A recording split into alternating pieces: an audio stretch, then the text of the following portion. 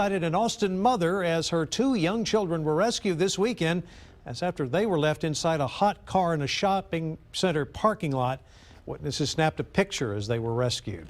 The temperature was 94 degrees outside at the time, but with the windows rolled up, after about 10 minutes, it was closer to 114 degrees inside that car, and the children were crying out for help. New tonight, KXAN's Amanda Brandeis spoke with a witness as they waited for help. The faint sound of screaming could be heard muffled inside a locked car, and a woman next to it in sheer panic. We asked her if she needed help, and she said that there were two toddlers in the back seat and locked in. They were screaming, crying. Michaela Calhoun says their mother was nowhere in sight. I was just kind of standing there like, oh my gosh, what do I do? You know, because you worry, like, how long have they been in there? How long until the mom comes back? Michaela says when she did come out of the store, firefighters were arriving.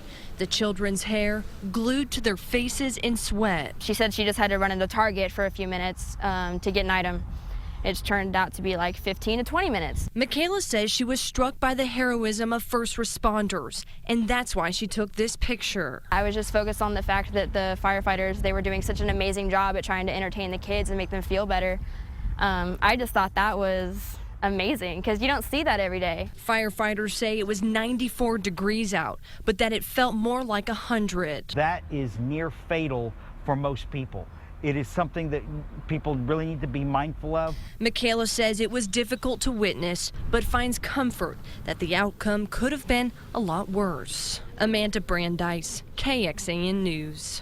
The two children inside that car did not receive any major injuries. Here in Texas, Good Samaritans do have the right to break into a car window and avoid liability to save a child if they find themselves in a similar situation where a person is in trouble. Following this story, we checked in on one of the more recent cases in Central Texas where a baby died after being left inside a hot car. The Travis County District Attorney tells us the father was not indicted by a grand jury. Last August, 3-month-old Carlton Stewart died after he was left inside a car by his father at the Waffle House in Southeast Austin. Employees there saw him and got him out of that vehicle before emergency crews arrived, but it was too late. No charges were filed immediately by police since the death was ruled an accident. In addition to always checking the back seat of your car, police recommend you leave a purse or bag or a phone in your back seat when you get into a car, and that way it forces you to check all of your car before leaving it.